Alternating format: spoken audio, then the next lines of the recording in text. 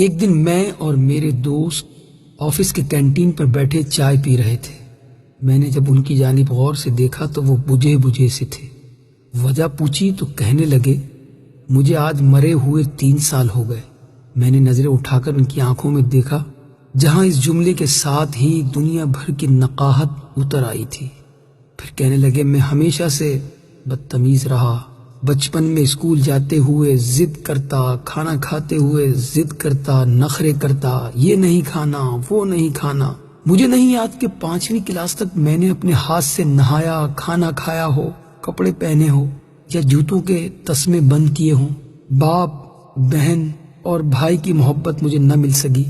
Primary اور middle اور پھر میٹرک تک یہی عادت رہی کہ رات کو سونے سے پہلے کتابیں، کاپیاں، بیگ، غرض تمام چیزیں ادھر ادھر بکھری چھوڑ کر سو جاتا، مگر صبح آنکھ کھلتے ہی دیکھتا کہ تمام چیزیں بہت سلیقے سے بستے میں پڑی ہوئی ہیں اور میرا بیگ بڑی نفاست سے میز پر رکھا ہوا ہے۔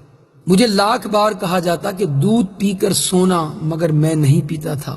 لیکن جب صبح اٹھتا تو لبیں شیریں، منہ کا ذائقہ بدلا ہوتا۔ پہلے پہل تو پتہ نہیں چلتا تھا، مگر آہستہ آہستہ پتہ چل گیا کہ رات کو نیند میں ہی دودھ پلا دیا جاتا تھا۔ رات کو کبھی آنکھ کھلتی تو دیکھتا کہ بارش ہو رہی ہے اور مجھ پر کمبل ڈال دیا گیا ہے تاکہ سردی نہ لگے۔ مجھے ہمیشہ گھر میں 2 ہی چیزوں سے چڑ رہی، ایک 11 سے 13 گھنٹے تک ہاتھ سے چلائی جانے والی سلائی مشین سے، اور دوسری روٹی کے کناروں سے کہ ان پر اکثر گھی لگنے سے رہ جاتا تھا۔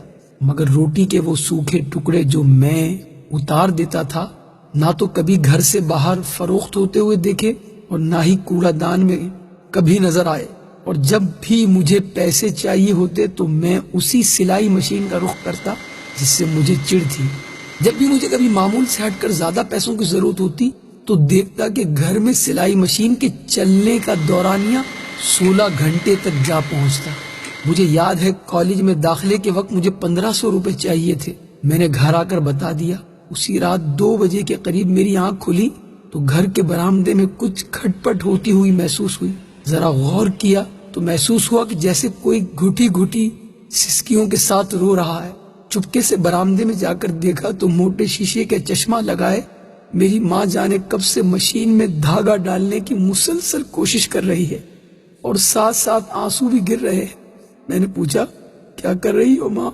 ماں نے چونک کر میری طرف دیکھا اور جلدی سے آنسو صاف کرتے ہوئے چہرے پر مسکراہٹ سجاتے ہوئے بالکل صاف آواز میں کہنے لگی، وہ سامنے والی سریا کی بھائی کی شادی ہے تو اس نے کہا کہ صبح تک 2 سوٹ سلائی کر دو، اس لیے بیٹھی ہوں، لیکن دھاگا سوئی میں نہیں ڈل رہا۔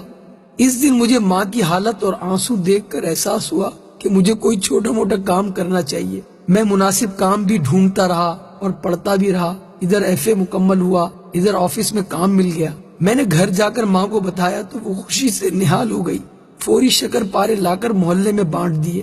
ایک دن میں کام سے گھر آ کر لیٹ گیا، تھوڑی تھکاوٹ ہو رہی تھی، پاؤں چارپائی سے لٹکائے ہی سو گیا۔